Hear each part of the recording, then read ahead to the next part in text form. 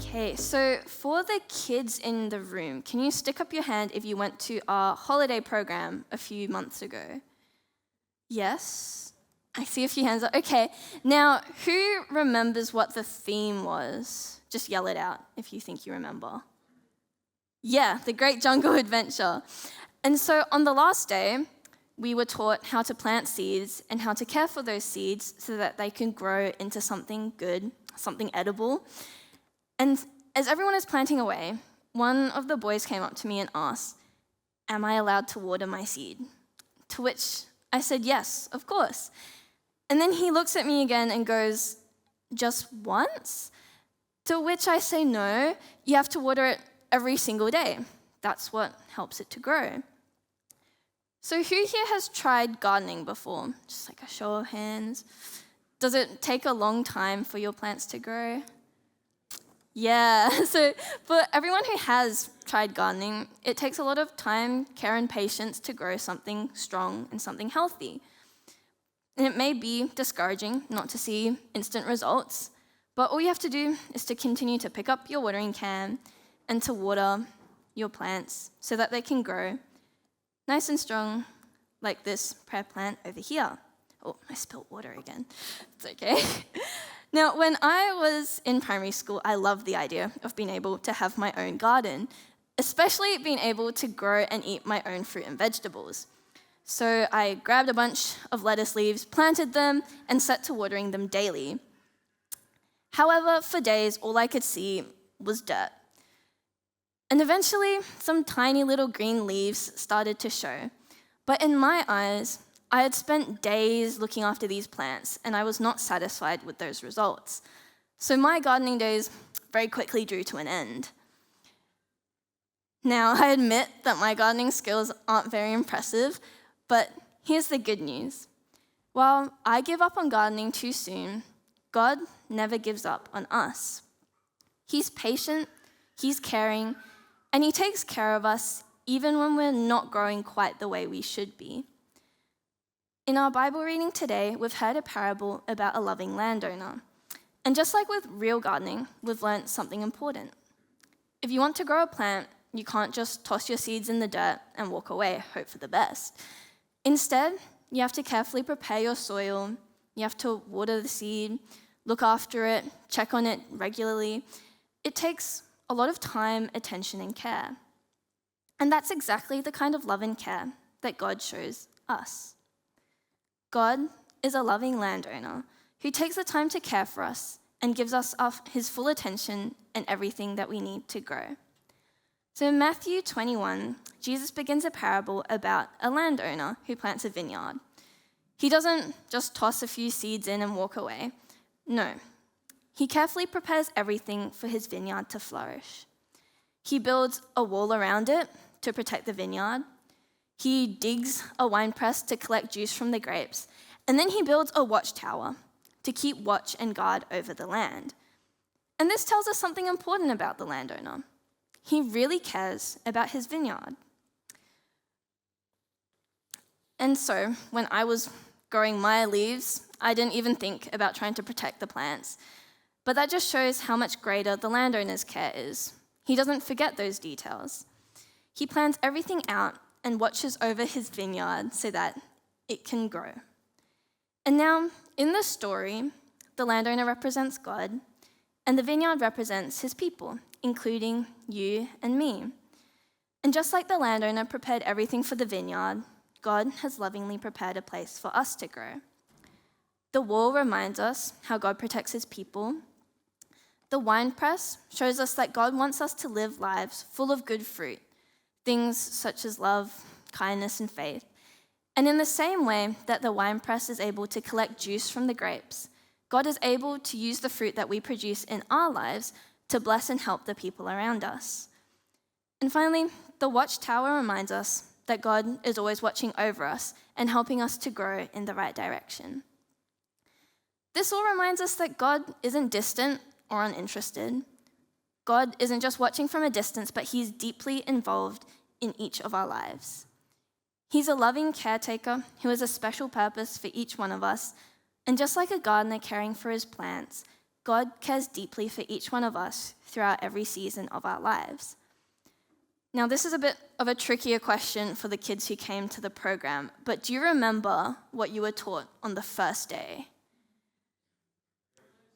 Creation? Yeah, that's correct. And so in Genesis chapter 1, we learnt how God created the world with purpose and care. So first he created light and dark, and then he created land and sea, then plants, animals, and finally people. Each part was carefully designed and called good. And from the very beginning, we can see that God is thoughtful, intentional, and involved in every detail. But unlike God, our care doesn't always look the same. When we take care of our plants, we might water and fertilize them, pull out a few weeds here and there, but most of the time, we leave them to grow on their own while we're busy doing other things. We might check in on them occasionally, but we don't watch over them all day. God's care for us is very different. He cares for us so deeply that he doesn't leave us unattended. In the parable, he leaves his vineyard in the hands of tenants so that it can always be watched over and protected. And in a similar way, here at church, our Kids Zone and youth leaders help take care of the children and youth. They encourage and guide them as they grow in their relationship with God, just like those tenants watching over the vineyard. Let's continue the story.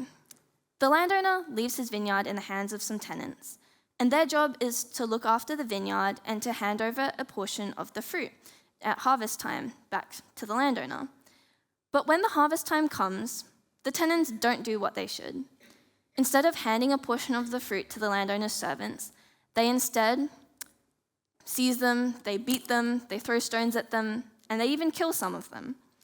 So the landowner sends even more servants, hoping the tenants will do the right thing. But the same thing happens again. Would you say these tenants were good tenants? No. If you were in the place of the landowner, what do you think you would do? It's a pretty tough question. You would think that the landowner would get angry or would give up, but that is not what happens. The landowner is patient and generous. Even though the tenants keep treating his messengers badly, he gives them multiple chances to do the right thing because he hopes that they will change and they'll start doing what is right. And this reminds me of how some teachers handle late assignments. Instead of instantly giving you a 0, they instead send you reminders, or they check up on you to make sure that you're going okay. They want to help you get back on track because they don't want to just punish you. They instead care about you growing and learning. And it could be the same with some bosses. When a project is late or you make a mistake, you're not instantly fired, but you're given a chance to improve. So when we think about the tenants in the story who treated the landowner's messengers so badly, it makes us wonder, why does he keep giving them chances when they don't deserve it? When things get hard for us, it can be very easy to give up. Whether it's trying to solve that difficult maths problem or trying to master a new skill, it's very easy for us to call it quits. But the landowner doesn't give up. Instead, he decides to send his own son, thinking that surely the tenants will respect him. But the tenants decide to kill him too, hoping to take his inheritance for themselves. And now while this part of the story is sad, Jesus uses it to show how God has been very patient with his people. So if we take a step back a few thousand years, we can understand what Jesus is talking about. God's people are the Israelites, and they were led by kings. But not all the kings followed God's laws, and so the people started to stray further away from God. But in the same way that the landowner kept sending his servants to the tenants, God would send prophets to his people. Now, who are these prophets? I've prepared a short quiz to take a little break from me just talking to you, and it will have a group of emojis, and you're supposed to try and guess which prophet those emojis are trying to describe. So just call it out if you think you know it, and can we go to the first group? Yep, Moses, that's correct. Next one. Jonah, nice. Yep. Good job. Joseph? Yes. This one might be a little bit trickier. Not Ezekiel. Yeah, that's right. Yeah, good job, everyone. And so now that we know who the prophets are, what did they actually do? Well, they would go and talk to God's people. They spoke truth, and they warned them when they were straying away from God, and they would try and turn them back. But most of the time, those prophets were also ignored, hurt, and rejected by the people. But still, God didn't give up on his people. He was patient and generous like the landowner. This rejection of God's messengers continued for centuries, and by the time Jesus came, God's vineyard, his people, weren't producing much fruit. They had withered because they believed that a relationship with God was just about rituals and sacrifice, and they had forgotten what really matters, which is living out their faith by loving others. But still, God doesn't give up. He sends his own son, Jesus. Jesus wasn't just another messenger, but God's very own son, and sent not just to talk for God, but to show us what God is really like. And in the same way that the landowner's son was rejected, Jesus was also rejected. At first, this sounds like the story ends in tragedy. The son sent by the landowner is killed and rejected. But this is not the end of the story with God. So let's take a look at what happens next. After telling the parable, Jesus quotes a verse from Psalm 118. The stone the builders rejected has become the cornerstone. The Lord has done this, and it is marvelous in our eyes. So the stone that Jesus is talking about is the son that the landowners rejected, but the son is able to become the cornerstone. In Jesus' time, buildings were made out of stones, and the cornerstone was the most important part of a building's foundation. It couldn't just be any stone, it had to be the strongest and the most reliable, because everything was measured and aligned according to it. Builders had to carefully sort through all the stones available to them to find one that fit those qualities. And if they found, I don't know where the wonky ones are, but if they found one that did not meet those standards, they would be discarded and deemed unusable. And if you remember the game that we played earlier, that just shows you how important a good cornerstone is. And Jesus is telling us that he is that cornerstone, the foundation that holds everything together. At this point, he's not looking back on God's relationship with his people in the past, but he's now looking forward to what God's relationship with his people will be. He's saying that Jesus will be rejected by the people he came to save, but through his rejection, death, and resurrection, he will be able to become the cornerstone of God's kingdom. And what does this mean for us? Well, it means that Jesus is the foundation of our lives, and when we trust in him and believe in him, he's able to shape our words, our choices, and the way we live. And through living with Jesus and our faith in him, we then become like living stones that are being built into God's kingdom. And we know that we are on a firm foundation, which is Jesus. And so even though the world saw Jesus' death as a failure, this was actually part of God's plan to build his unshakable kingdom. The one that the world rejected became the strongest and most important part of God's plan. Through Jesus, God's kingdom is able to stand firm, and his plan for our salvation is secure, as Jesus is able to connect us with God and with each other. So today we've talked about gardening and building, and I'll admit that I am neither a gardener nor a builder, but the good news is that God is both of those. Just like a gardener cares for their plants and a builder lays a strong foundation, God cares for us and he lays a firm foundation for us to build our lives on, and that foundation is Jesus, our cornerstone. And the first and most important fruit that God wants to see in our lives is a relationship with him firmly rooted in Jesus. So let me ask you, have you placed your faith in Jesus, our cornerstone? The Bible tells us in 1 Peter 2 verse 4, "Come to Jesus Christ. He is the living stone the people have rejected, but which God has chosen and highly honored."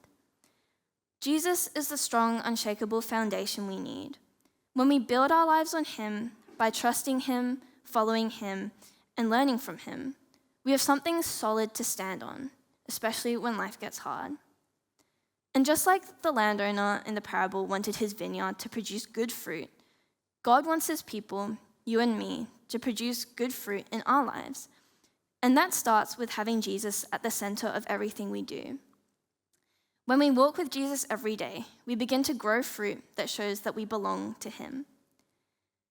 And so, while I may not have been the most dedicated gardener, here's some examples of what you can produce when you are dedicated to your gardening. And this fruit can show us what it's like to grow fruit when we walk with God. That fruit can look like welcoming the new kid at school and inviting them to join you and your friends. It could look like apologizing when you've hurt someone's feelings and actually meaning it. Or it could be buying a meal or groceries for someone in need and not expecting anything in return. And it looks like telling more people about Jesus and inviting them to be a part of God's kingdom, such as inviting them to youth group. And now, some of these or all of these may sound like scary things to do, but they're all worth it. When I was in year 7, I started going to youth group. There weren't many girls my age, and to be honest, I didn't want to hang out with my brother the whole time. And so I went to school and I started inviting all of my friends, and they all said no. It wasn't until 2 years later in year 9 that one of my friends finally said yes. And fast forward to today, Elena is leading us in worship on stage, which we've been able to see this morning. Oh. Back then, I had no idea that such a simple invitation could lead to such bountiful fruit. But God was already planting something far greater than what I could see. And this means that you have a role in God's vineyard. Whether you're young or old, have just started following Jesus, or have known him for many years, you have a place in God's vineyard. You're not just a visitor, and you're not just a tenant, but you are a valuable part of God's plan. And the good news, God is patient, God is generous, and he never gives up on you. So let's keep growing together. Let's be followers of Jesus who build our lives on him, our cornerstone, and produce fruit that lasts.